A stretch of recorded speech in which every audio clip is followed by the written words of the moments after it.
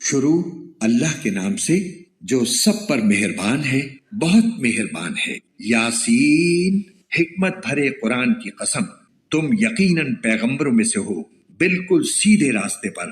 یہ قرآن اس ذات کی طرف سے اتارا جا رہا ہے جس کا اقتدار بھی کامل ہے، جس کی رحمت بھی کامل، تاکہ تم ان لوگوں کو خبردار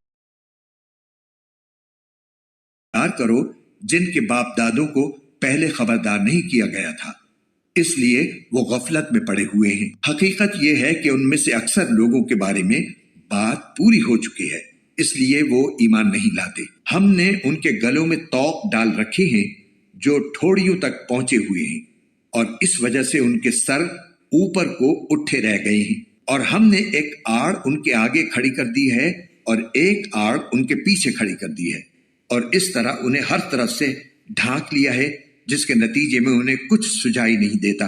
اور ان کے لیے دونوں باتیں برابر ہیں، چاہے تم انہیں خبردار کرو یا خبردار نہ کرو، وہ ایمان نہیں لائیں گے۔ تم تو صرف ایسے شخص کو خبردار کر سکتے ہو جو نصیحت پر چلے اور خدائے رحمان کو دیکھے بغیر اس سے ڈرے۔ چنانچہ ایسے شخص کو تم مغفرت اور باعزت اجر کی خوشخبری سنا دو۔ یقیناً ہم ہی مردوں کو زندہ کریں گے، اور جو کچھ عمل انہوں نے آگے بھیجے ہیں ہم ان کو بھی لکھتے جاتے ہیں، اور ان کے کاموں کے جو اثرات ہیں ان کو بھی۔ اور ہم نے ایک واضح کتاب میں ہر چیز کا پورا احاطہ کر رکھا ہے۔ اور اے پیغمبر، تم ان کے سامنے ایک بستی والوں کی مثال پیش کرو جب ان کے پاس رسول آئے تھے۔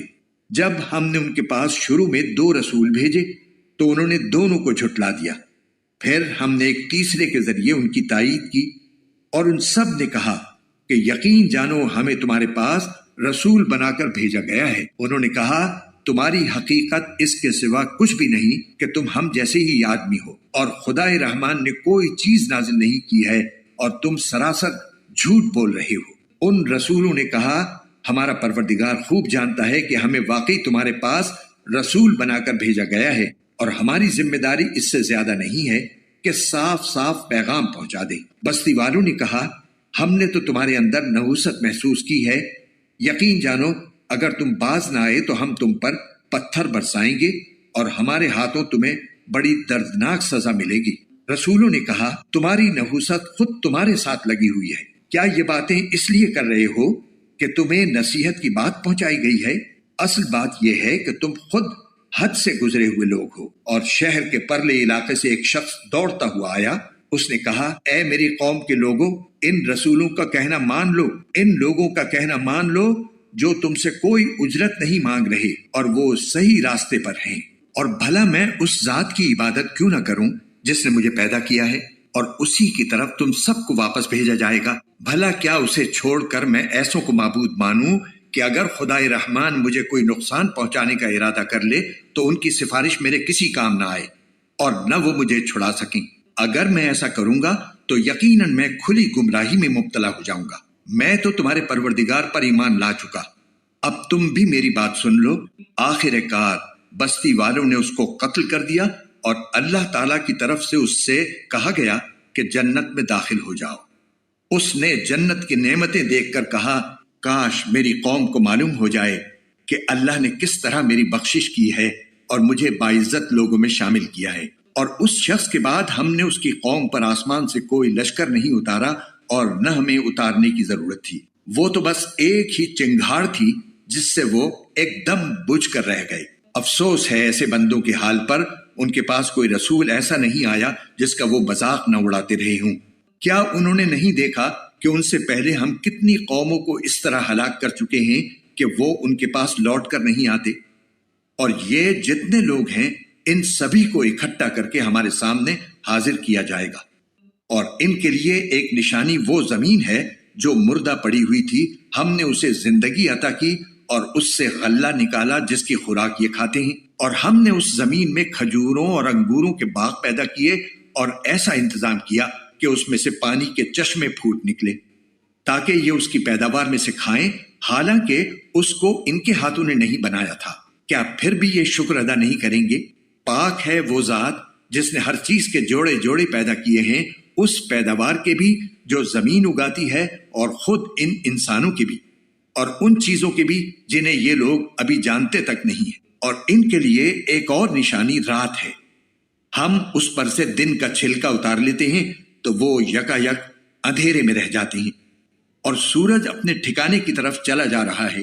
یہ سب اس ذات کا مقرر کیا ہوا نظام ہے جس کا اقتدار بھی کامل ہے، جس کا علم بھی کامل، اور چاند ہے کہ ہم نے اس کی منزلیں ناپ تول کر مقرر کر دی ہیں، یہاں تک کہ جب وہ ان منزلوں کے دورے سے لوٹ کر آتا ہے تو کھجور کی پرانی ٹہنی کی طرح پتلا ہو کر رہ جاتا ہے۔ نہ تو سورج کی یہ مجال ہے کہ وہ چاند کو جا پکڑے، اور نہ رات دن سے آگے نکل سکتی ہے، اور یہ سب اپنے اپنے مدار میں تیر رہے ہیں۔ اور ان کے لیے ایک اور نشانی یہ ہے کہ ہم نے ان کی اولاد کو بھری ہوئی کشتی میں سوار کیا، اور ہم نے ان کے لیے اسی جیسی اور چیزیں بھی پیدا کی جن پر یہ سواری کرتے ہیں، اور اگر ہم چاہیں تو انہیں غرق کر ڈالیں، جس کے بعد نہ تو کوئی ان کی فریاد کو پہنچے اور نہ ان کی جان بچائی جا سکے۔ لیکن یہ سب ہماری طرف سے ایک رحمت ہے اور ایک معین وقت تک زندگی کا مزہ اٹھانے کا موقع ہے جو انہیں دیا جا رہا ہے۔ اور جب ان سے کہا جاتا ہے کہ بچو اس عذاب سے جو تمہارے سامنے ہے اور جو تمہارے مرنے کے بعد آئے گا تاکہ تم پر رحم کیا جائے، تو وہ ذرا کان نہیں دھرتے، اور ان کے پروردگار کی نشانیوں میں سے کوئی نشانی ایسی نہیں آتی جس سے وہ منہ نہ موڑ لیتے ہوں۔ اور جب ان سے کہا جاتا ہے کہ اللہ نے تمہیں جو رزق دیا ہے اس میں سے غریبوں پر بھی خرچ کرو، تو یہ کافر لوگ مسلمانوں سے کہتے ہیں کہ کیا ہم ان لوگوں کو کھانا کھلائیں جنہیں اگر اللہ چاہتا تو خود کھلا دیتا۔ مسلمانوں، تمہاری حقیقت اس کے سوا کچھ بھی نہیں کہ تم کھلی گمراہی میں پڑے ہوئے ہو، اور کہتے ہیں کہ یہ قیامت کا وعدہ کب پورا ہوگا۔ مسلمانوں، بتاؤ اگر تم سچے ہو۔ دراصل یہ لوگ بس ایک چنگھاڑ کا انتظار کر رہے ہیں جو ان کی حجت بازی کے عین درمیان انہیں آ پکڑے گی، پھر نہ یہ کوئی وصیت کر سکیں گے اور نہ اپنے گھر والوں کے پاس لوٹ کر جا سکیں گے، اور سور پھونکا جائے گا تو یکا یک یہ اپنی قبروں سے نکل کر اپنے پروردگار کی طرف تیزی سے روانہ ہو جائیں گے، کہیں گے کہ ہائے ہماری کم بختی، ہمیں کس نے ہمارے مرقد سے اٹھا کھڑا کیا ہے۔ جواب ملے گا کہ یہ وہی چیز ہے جس کا خدائے رحمان نے وعدہ کیا تھا اور پیغمبروں نے سچی بات کہی تھی، اور کچھ نہیں، بس ایک زور کی آواز ہوگی جس کے بعد یہ سب کے سب ہمارے سامنے حاضر کر دیے جائیں گے۔ چنانچہ اس دن کسی شخص پر کوئی ظلم نہیں ہوگا اور تمہیں کسی اور چیز کا نہیں بلکہ انہی کاموں کا بدلہ ملے گا جو تم کیا کرتے تھے۔ جنت والے لوگ اس دن یقیناً اپنے مشغلے میں مگن ہوں گے، وہ اور ان کی بیویاں گھنے سایوں میں آرام دہ نشستوں پر ٹیک لگائے ہوئے ہوں گے، وہاں ان کے لیے میوے ہوں گے اور انہیں ہر وہ چیز ملے گی جو وہ منگوائیں گے۔ رحمت والے پروردگار کی طرف سے انہیں سلام کہا جائے گا، اور کافروں سے کہا جائے گا کہ اے مجرموں، آج تم مومنوں سے الگ ہو جاؤ۔ اے آدم کے بیٹو، کیا میں نے تمہیں یہ تاکید نہیں کر دی تھی کہ تم شیطان کی عبادت نہ کرنا، وہ تمہارا کھلا دشمن ہے، اور یہ کہ تم میری عبادت کرنا یہی سیدھا راستہ ہے۔ اور حقیقت یہ ہے کہ شیطان نے تم میں سے ایک بڑی خلقت کو گمراہ کر ڈالا۔ تو کیا تم سمجھتے نہیں تھے؟ یہ ہے وہ جہنم جس سے تمہیں ڈرایا جاتا تھا، آج اس میں داخل ہو جاؤ کیونکہ تم کفر کیا کرتے تھے۔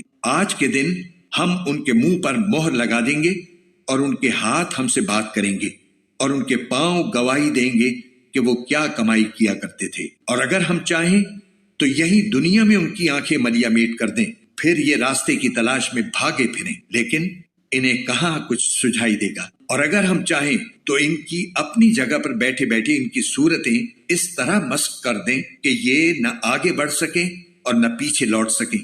اور ہم جس شخص کو لمبی عمر دیتے ہیں اسے تخلیقی اعتبار سے الٹ ہی دیتے ہیں، کیا پھر بھی انہیں عقل نہیں آتی؟ اور ہم نے اپنے ان پیغمبر کو نہ شاعری سکھائی ہے اور نہ وہ ان کے شایان شان ہے، یہ تو بس ایک نصیحت کی بات ہے، اور ایسا قرآن جو حقیقت کو کھول کھول کر بیان کرتا ہے تاکہ ہر اس شخص کو خبردار کرے جو زندہ ہو، اور تاکہ کفر کرنے والوں پر حجت پوری ہو جائے۔